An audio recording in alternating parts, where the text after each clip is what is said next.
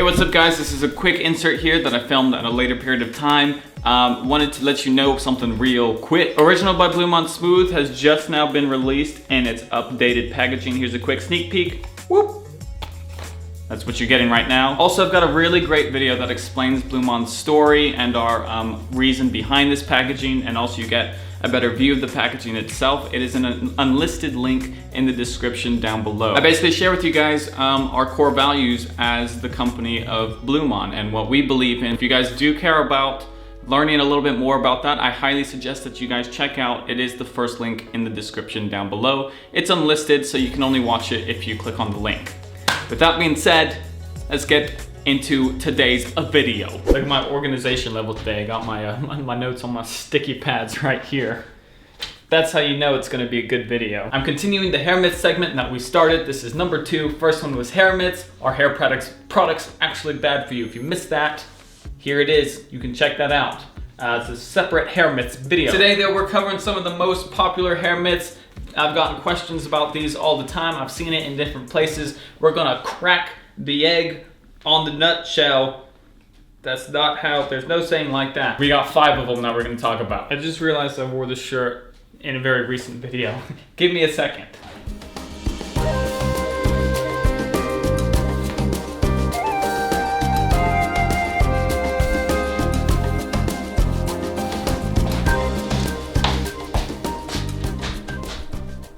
Right, we've got 5 hair myths that we're gonna crack today. That's the point of this video. Let's go ahead and get started. Number 1 is the idea that cutting your hair is in fact gonna make your hair grow faster or thicker or better. There's a common misunderstanding that getting your hair cut more often will lead to faster growth.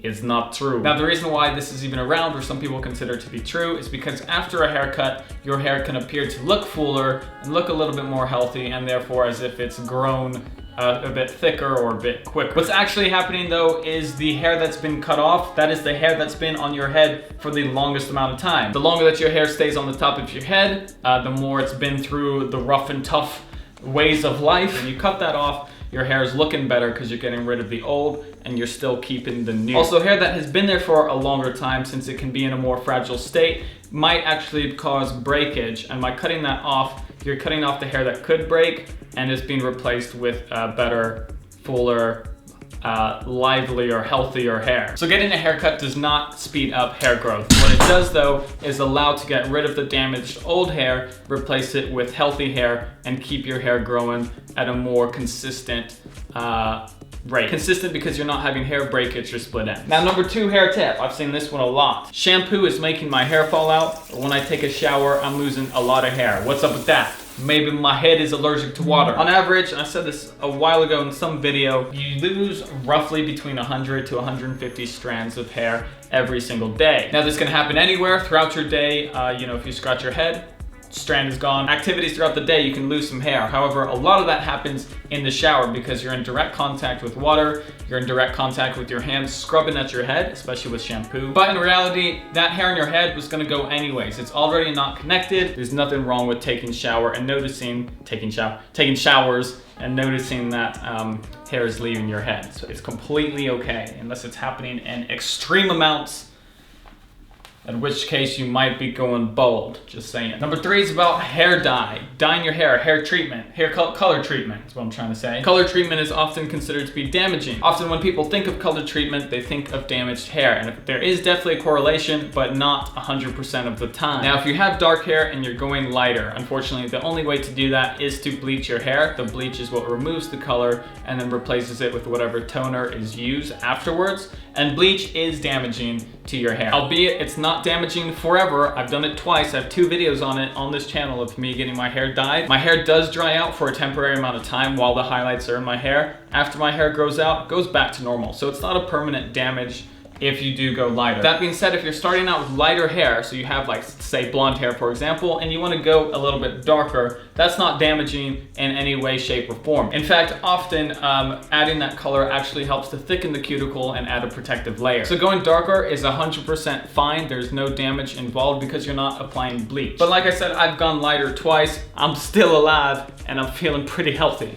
So it's not the end of the world if you're considering going lighter either. Number 4 has to do with this guy right here. This is shampoo. You know that really lovely lather, that sudsy feeling, that my hair feels so clean because all of this lather and foam and bubbles, and it just feels so good. A lot of people associate lather with effective cleaning agent. In fact, lather, the amount of lather that is in your shampoo or that your shampoo causes your hair, has nothing to do with how clean it is actually making your head after you've used it. Lather in your products, which is usually caused by some form of sulfate, is an effect to give that clean feeling and to give that luxurious, like, I'm getting all the junk out feeling, and it's actually not doing that for you. I'm not like, it's a nice feeling, yes, but it's not actually associated with how clean your hair will be. Hair myth numero 5. This is an interesting one that I didn't even know about until recently, and it's interesting. Like I said, we all know that heat from a blow dryer can cause damage if it's used too much or too intensely, or also depending on your hair type.